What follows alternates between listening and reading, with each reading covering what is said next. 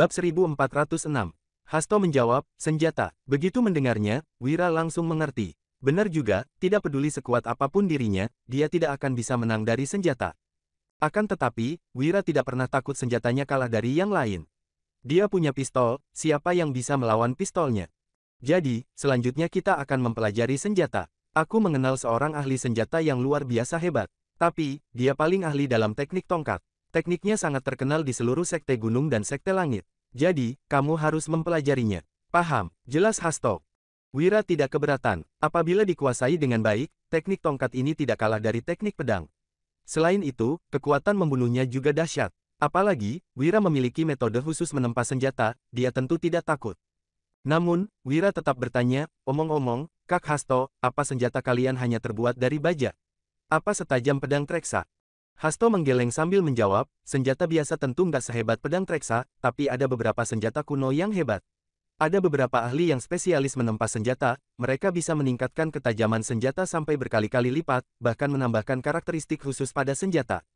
Wira cukup terkejut mendengarnya. Dia membalas, apa benar-benar ada senjata sehebat itu? Bisa membelah lautan dengan satu serangan. Hasto pun tertawa dan menggeleng. Dia berkata, nggak sampai sehebat itu, tapi banyak juga senjata hebat. Cepat suruh penduduk dusun Darmadi membuat tongkat untukmu. Kamu akan berlatih teknik tongkat sebentar lagi.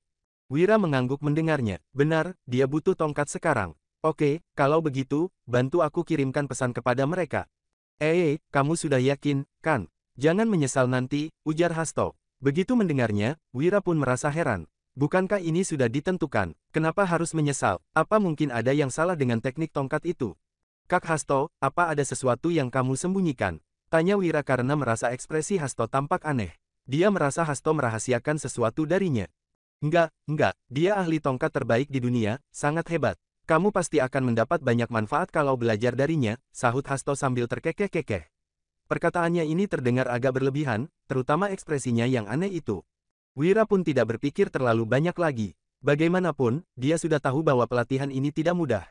Ketika mereka pergi, seorang pria tua di atas pohon pegunungan menatap keduanya lekat-lekat.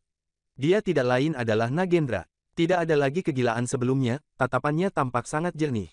Pria tua itu menatap Wira dan Hasto dengan penuh tekad sambil bergumam, muridku, aku melewati hidupku dengan gila selama ini. Tapi, sekarang aku sudah lebih waras. Sudah saatnya aku melakukan sesuatu. Seusai melontarkan itu, pria tua itu pun berkelebat pergi. Namun, sebelum benar-benar pergi, dia datang ke sebuah rumah kayu dan meninggalkan sebuah pesan dengan wajah tersenyum. Bab 1407. Hasto segera mengajak Wira meninggalkan hutan belantara ini. Awalnya, Wira mengira bahwa mereka akan pergi ke tempat yang tersembunyi. Namun, kali ini mereka malah mengunjungi sebuah sekte. Dari kejauhan, tempat ini tampak seperti sebuah benteng pegunungan. Ada sebuah papan besar bertuliskan 3 kata di depannya, yaitu Sekte Tongkat Sakti. Wira tertegun sejenak. Kalau bukan karena sudah tahu bahwa mereka datang untuk belajar teknik tongkat, dia mungkin akan mengira bahwa mereka sedang berada di wilayah seorang peramal. Wira mengedipkan mata sambil bertanya, inikah tempatnya? Mendengar itu, Hasto mengangguk sebelum menjelaskan, tempat ini memang terlihat kumuh, tapi Sekte Tongkat Sakti pernah menjadi salah satu bagian dari Sekte Langit. Teknik tongkat mereka adalah yang terbaik di dunia. Benar-benar luar biasa. Tapi, ketua sekte mereka sudah lumpuh. Teknik tongkat mereka juga mulai punah. Sampai pada generasi ini, hampir nggak ada orang yang bisa bergabung dengan sekte tongkat sakti lagi. Jadi, ketua sekte mereka pernah bilang padaku, kalau ada orang berbakat yang datang kemari, dia pasti akan membantu dan mengajarkan rahasia teknik mereka dengan senang hati, tambah Hasto. Setelah mendengar penjelasan Hasto, Wira baru paham. Hanya saja, bagaimana seseorang yang sudah lumpuh mengajarkan dirinya tentang teknik tongkat.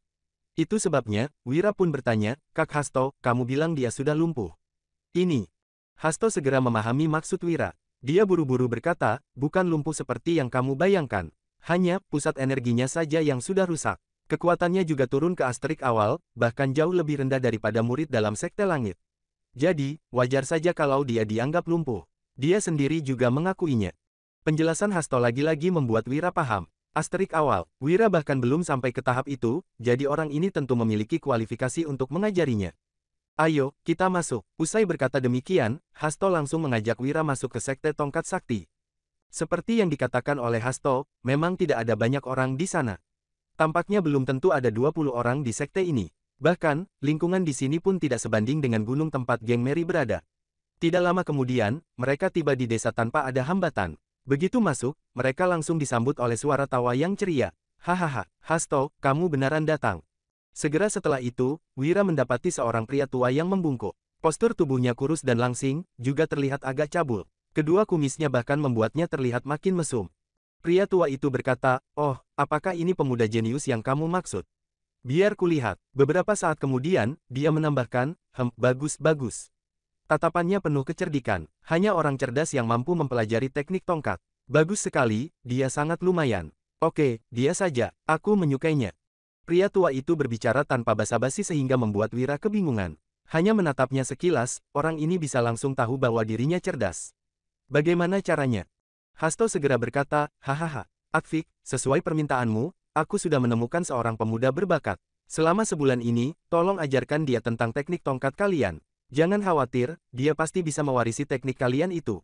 Hasto bahkan tidak menanyakan pendapat Wira. Pernyataannya ini membuat Wira agak kebingungan. Dia tidak terlalu tertarik untuk mewarisi teknik dari sekte apapun. Wira hanya ingin menyelamatkan Julian.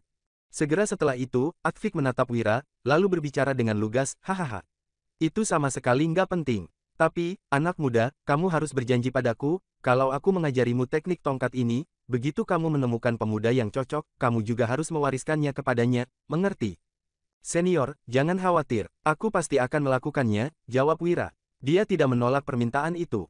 Jika benar-benar mampu mewarisi teknik ini, dia pasti akan mewariskannya ke orang lain nantinya. Akvik pun berucap, "Bagus. Kamu kelihatannya sudah siap juga. Ayo, pakai zirah ini." Bab 1408. Kemudian, Akvik langsung melemparkan sebuah bungkusan kepadanya. Wira tidak berpikir terlalu banyak. Dia secara refleks membuka bungkusannya, lalu tertegun sejenak. Di dalamnya, memang ada zirah. Hanya saja, kenapa zirah ini begitu aneh? Ada sebuah helm dan celana besi. Namun, selain itu tidak ada apa-apa lagi. Wira yang kebingungan pun bertanya, apakah ini zirah? Begitu mendengar kata-kata ini, Akvik sontak tertawa, lalu menjawab, "Tentu saja ini adalah zirah. Bagaimana, zirah ini bagus, kan? Anak muda, supaya kamu nggak cedera, cepatlah dipakai. Jangan tanya alasannya." Melihat Akvik yang terkekeh-kekeh, Wira benar-benar makin bingung. Namun, setelah berpikir sejenak, dia tetap mengenakannya. Celana besi ini benar-benar ketat, tetapi cukup nyaman dipakai, sama sekali tidak seperti yang Wira bayangkan. Begitu pula dengan helmnya, ukurannya sangat pas. Kemudian, Akvik membawa kemari dua batang tongkat yang tampak keras, tetapi sebenarnya terbuat dari serat katun dan rami. Di dalam tongkat tersebut, hanya ada batang kecil seukuran jari. Bagian luarnya dilapisi dengan serat katun sehingga tidak terlalu sakit ketika mengenai tubuh. "Aku akan mengajarimu pakai ini, pelajari dengan baik," ucap Akvik. Dia melemparkan satu tongkat ke arah Wira sembari memegang satu tongkat lainnya. Setelah itu, dia mengajak Wira keluar. Akvik menambahkan, "Anak muda, kamu sudah mencapai tahap atas, lumayan bagus. Aku akan menekan kekuatanku, lalu menggunakan kekuatan tahap atas untuk melawanmu. Kamu harus berhati-hati, teknik tongkatku ini adalah yang terbaik di dunia." Usai berkata demikian, Akvik langsung menyerang ke arah Wira. Sementara itu, Wira juga tidak berpikir terlalu banyak. Mungkin ini adalah kesempatan baginya untuk berlatih teknik tongkat yang luar biasa.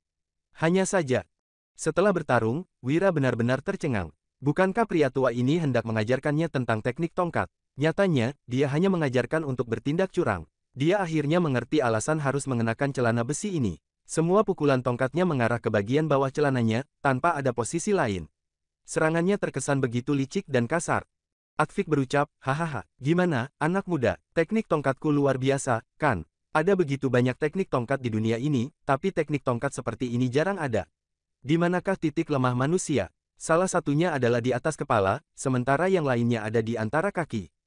Kepala lebih sulit untuk dipukul, jadi kita harus menyerang bagian kaki. Sekte kami sudah mewarisi teknik ini selama bertahun-tahun. Kami sangat paham tentang berbagai rute serangan, bahkan sudah punya seperangkat jurus sempurna yang lengkap," jelas Akvik sambil menyerang. Wira benar-benar terkejut. Dia terus-menerus berada dalam posisi bertahan, bahkan menjepit kedua kakinya. Akan tetapi, tongkat Akvik terus menyerangnya bak belut.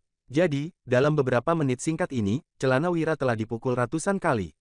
Apabila mereka benar-benar bertarung, bagian bawah tubuh Wira pasti sudah hancur sekarang. Saat itulah, Wira akhirnya benar-benar paham cara kerja dari sekte ini. Dia juga memahami alasan ketua sekte ini memiliki paras yang begitu mesum. Sebab, dia memang khusus melakukan hal-hal cabul seperti ini, jadi penampilannya tentu harus mendukung.